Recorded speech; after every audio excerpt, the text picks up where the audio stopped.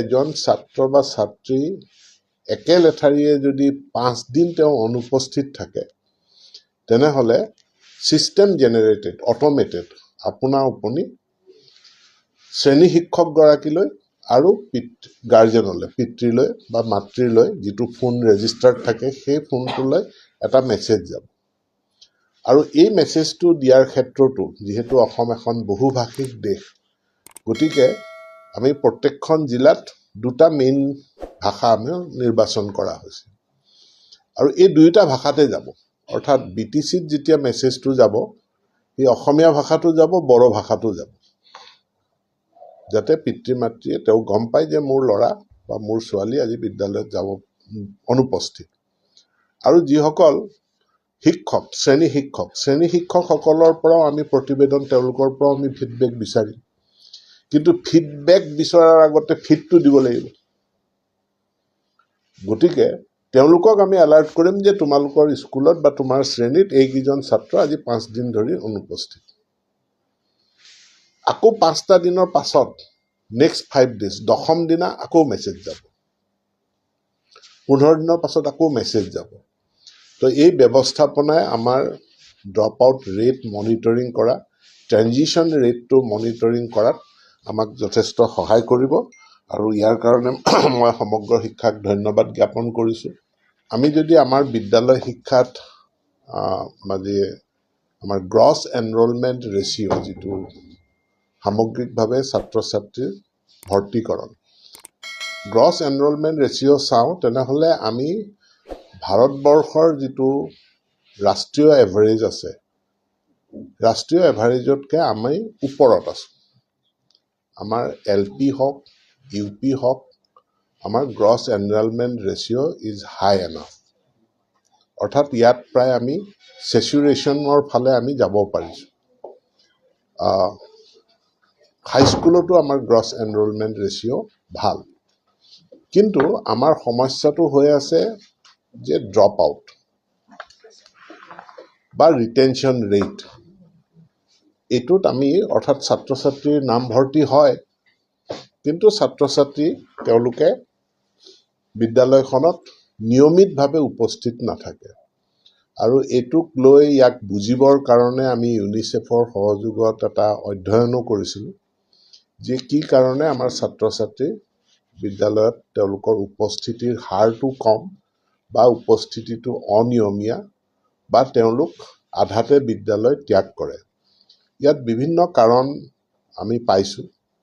য'ত যিসকল পিতৃ মাতৃ নিৰক্ষৰ বা শিক্ষাত পিছপৰা তেওঁলোকৰ সজাগতাৰ অভাৱ বহু ঘৰত এনেকুৱা আছে যে তেওঁলোকৰ ঘৰত কেঁচুৱা আছে কেঁচুৱাটো ৰখিবৰ কাৰণে বেলেগ মানুহ নাই গতিকে বায়েকৰ দায়িত্ব বিদ্যালয়ৰ সলনি নিজৰ মানে সৰু কনিষ্ঠ ভাতৃক ঘৰত ৰখিব লাগে তাৰ কাৰণেও তেওঁলোক বিদ্যালয়লৈ নাযায় কিছু প্ৰাকৃতিক দুৰ্যোগ আৰু উৎসৱ ইয়াৰ এটা প্ৰভাৱ আমাৰ বিদ্যালয়ৰ উপস্থিতিত পৰে যেনে দুৰ্গা পূজাৰ সময়ত আজিও মই চাহ বাগিচা আদৰ্শ বিদ্যালয়সমূহৰ এটেণ্ডেঞ্চটো অলপ খবৰ লৈছিলোঁ যে দুৰ্গা পূজাৰ সময়ত এটেণ্ডেঞ্চটো কমি যায় তাৰোপৰি আমাৰ বহুত মানুহ থাকে যিসকলে ছিজনেল মাইগ্ৰেণ্ট হয় তেওঁলোকে বছৰটোৰ এটা সময়ত কাম কৰিবৰ কাৰণে বেলেগ ঠাইলৈ যায় আৰু ল'ৰা ছোৱালীকো লগত গোটেই পৰিয়ালটোকো লগত লৈ যায় তেওঁলোক অনুপস্থিত থাকে ইয়াক আমি আৰু গভীৰভাৱে জনাৰ প্ৰয়োজন যাতে আমাৰ ৰিটেনশ্যন ৰেটটো আমাৰ ভাল থাকে আৰু ড্ৰপ আউট ৰেটটো আমাৰ কমি যায় ইয়াৰ কাৰণে আমি বিদ্যালয়ৰ শিক্ষক শিক্ষয়িত্ৰীসকলকো চেন্সিটাইজ কৰিব বিচাৰিছোঁ আৰু পিতৃ মাতৃকো আমি চেন্সিটাইজ কৰিব বিচাৰিছোঁ তাৰ কাৰণে শিক্ষা হেতুত এটা ব্যৱস্থা গঢ়ি তোলা হ'ল যিটো আজি আমি লঞ্চ কৰিলোঁ ইয়াৰ জৰিয়তে এতেকে আমি শ্ৰেণী শিক্ষক আৰু অভিভাৱকক এতিয়াৰ পৰা অটোমেটেড স্বয়ংক্ৰিয় SMS যোগে আমি তেওঁলোকক এলাৰ্ট কৰি দিব পাৰিম যে আপোনাৰ ল'ৰা বা আপোনাৰ সন্তান বা আপোনাৰ ছোৱালী বিদ্যালয়ত অনুপস্থিত আৰু শিক্ষকসকলে এতিয়া আমাৰ ঠাইত বিভিন্ন চৰকাৰী বিদ্যালয়ৰ শিক্ষক শিক্ষয়িত্ৰীসকল তেওঁলোকে ছাত্ৰ ছাত্ৰীৰ ঘৰলৈও যায়, তেওঁলোকৰ ঘৰত গৈও খবৰ লয় কিয় তেওঁলোকে বিদ্যালয়লৈ নিয়মীয়াভাৱে অহা নাই বা তেওঁলোকৰ অসুবিধাৰ যেতিয়া সমস্যা হয় অসুবিধা হয় তেওঁলোকে ছাত্ৰ ছাত্ৰীৰ ঘৰলৈকো যায় আৰু এইটোৱে সামগ্ৰিকভাৱে আমাৰ শিক্ষাক আগুৱাই নিব। এজন ছাত্ৰ বা ছাত্ৰী একে লেঠাৰিয়ে যদি 5 দিন তেওঁ অনুপস্থিত থাকে তেনেহ'লে ছিষ্টেম জেনেৰেটেড অট'মেটেড আপোনাৰ আপুনি শ্ৰেণী শিক্ষকগৰাকীলৈ আৰু গাৰ্জেনলৈ পিতৃলৈ বা মাতৃলৈ যিটো ফোন ৰেজিষ্টাৰ্ড থাকে সেই ফোনটোলৈ এটা মেছেজ যাব আৰু এই মেছেজটো দিয়াৰ ক্ষেত্ৰতো যিহেতু অসম এখন বহুভাষিক দেশ গতিকে আমি প্ৰত্যেকখন জিলাত দুটা মেইন ভাষা আমি নিৰ্বাচন কৰা হৈছে আৰু এই দুয়োটা ভাষাতে যাব অৰ্থাৎ BTCত যেতিয়া মেছেজটো যাব এই অসমীয়া ভাষাটো যাব বড়ো ভাষাটো যাব যাতে পিতৃ মাতৃয়ে তেওঁ গম পায় যে মোৰ ল'ৰা বা মোৰ ছোৱালী আজি বিদ্যালয়ত যাব অনুপস্থিত আৰু যিসকল শিক্ষক শ্ৰেণী শিক্ষকসকলৰ পৰাও আমি প্ৰতিবেদন তেওঁলোকৰ পৰাও আমি ফিডবেক বিচাৰিম কিন্তু ফিডবেক বিচৰাৰ আগতে ফিডটো দিব লাগিব গতিকে তেওঁলোকক আমি এলাৰ্ট কৰিম যে তোমালোকৰ স্কুলত বা তোমাৰ শ্ৰেণীত এইকেইজন ছাত্ৰ আজি 5 দিন ধৰি অনুপস্থিত আকৌ 5টা দিনৰ পাছত নেক্সট 5 ডেজ 10ম দিনা আকৌ মেছেজ যাব 15 দিনৰ পাছত আকৌ মেছেজ যাব তো এই ব্যৱস্থাপনাই আমাৰ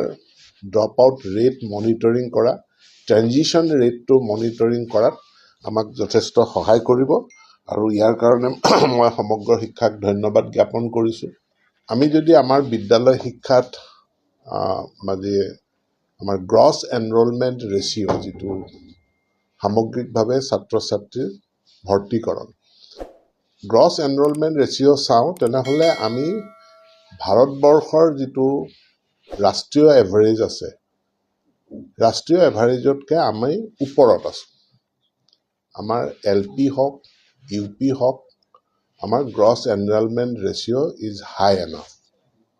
অৰ্থাৎ ইয়াত প্ৰায় আমি চেচুৰেশ্যনৰ ফালে আমি যাব পাৰিছোঁ হাইস্কুলতো আমাৰ গ্ৰছ এনৰলমেণ্ট ৰেচিঅ' ভাল কিন্তু আমাৰ সমস্যাটো হৈ আছে যে ড্ৰপ আউট বা ৰিটেনশ্যন ৰেট এইটোত আমি অৰ্থাৎ ছাত্ৰ ছাত্ৰীৰ নামভৰ্তি হয় কিন্তু ছাত্ৰ ছাত্ৰী তেওঁলোকে বিদ্যালয়খনত নিয়মিতভাৱে উপস্থিত নাথাকে আৰু এইটোক লৈ ইয়াক বুজিবৰ কাৰণে আমি ইউনিচেফৰ সহযোগত এটা অধ্যয়নো কৰিছিলোঁ যে কি কাৰণে আমাৰ ছাত্ৰ ছাত্ৰী বিদ্যালয়ত তেওঁলোকৰ উপস্থিতিৰ হাৰটো কম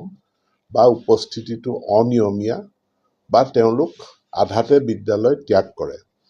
ইয়াত বিভিন্ন কাৰণ আমি পাইছোঁ য'ত যিসকল পিতৃ মাতৃ নিৰক্ষৰ বা শিক্ষাত পিছপৰা তেওঁলোকৰ সজাগতাৰ অভাৱ বহু ঘৰত এনেকুৱা আছে যে তেওঁলোকৰ ঘৰত কেঁচুৱা আছে কেঁচুৱাটো ৰখিবৰ কাৰণে বেলেগ মানুহ নাই গতিকে বায়েকৰ দায়িত্ব বিদ্যালয়ৰ সলনি নিজৰ মানে সৰু কনিষ্ঠ ভাতৃক ঘৰত ৰখিব লাগে তাৰ কাৰণেও তেওঁলোক বিদ্যালয়লৈ নাযায় কিছু প্ৰাকৃতিক দুৰ্যোগ আৰু উৎসৱ ইয়াৰ এটা প্ৰভাৱ আমাৰ বিদ্যালয়ৰ উপস্থিতিত পৰে যেনে দুৰ্গা পূজাৰ সময়ত আজিও মই চাহ বাগিচা আদৰ্শ বিদ্যালয়সমূহৰ এটেণ্ডেঞ্চটো অলপ খবৰ লৈছিলোঁ যে দুৰ্গা পূজাৰ সময়ত এটেণ্ডেঞ্চটো কমি যায় তাৰোপৰি আমাৰ বহুত মানুহ থাকে যিসকলে ছিজনেল মাইগ্ৰেণ্ট হয় তেওঁলোকে বছৰটোৰ এটা সময়ত কাম কৰিবৰ কাৰণে বেলেগ ঠাইলৈ যায় আৰু ল'ৰা ছোৱালীকো লগত গোটেই পৰিয়ালটোকো লগত লৈ যায় তেওঁলোক অনুপস্থিত থাকে ইয়াক আমি আৰু গভীৰভাৱে জনাৰ প্ৰয়োজন যাতে আমাৰ ৰিটেনশ্যন ৰেটটো আমাৰ ভাল থাকে আৰু ড্ৰপ আউট ৰেটটো আমাৰ কমি যায় ইয়াৰ কাৰণে আমি বিদ্যালয়ৰ শিক্ষক শিক্ষয়িত্ৰীসকলকো চেঞ্চিটাইজ কৰিব বিচাৰিছোঁ আৰু পিতৃ মাতৃকো আমি চেঞ্চিটাইজ কৰিব বিচাৰিছোঁ তাৰ কাৰণে শিক্ষা হেতুত এটা ব্যৱস্থা গঢ়ি তোলা হ'ল যিটো আজি আমি লঞ্চ কৰিলোঁ ইয়াৰ জৰিয়তে এতেকে আমি শ্ৰেণী শিক্ষক আৰু অভিভাৱকক এতিয়াৰ পৰা অট'মেটেড স্বয়ংক্ৰিয়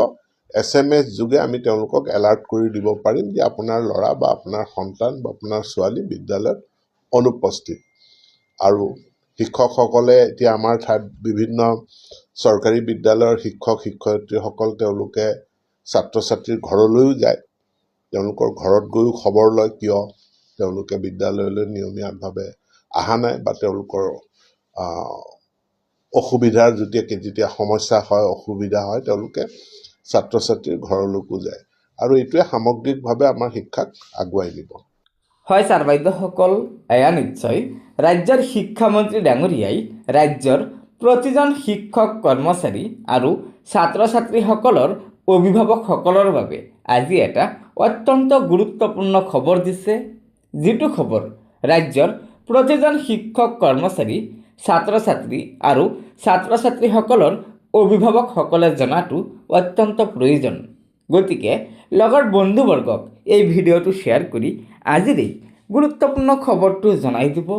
আৰু নতুনকৈ অহা ছাৰ বাইদেউসকলে পৰৱৰ্তী সময়ত ৰাজ্যিক কৰ্মচাৰীসকলৰ বিভিন্ন খবৰসমূহ সম্পূৰ্ণ শুদ্ধ তথ্যৰ ওপৰত পোনপ্ৰথমে পাবলৈ অনুগ্ৰহ কৰি আমাৰ এই চেনেলটো ছাবস্ক্ৰাইব কৰি ল'ব। ধন্যবাদ। জয় আই অসম।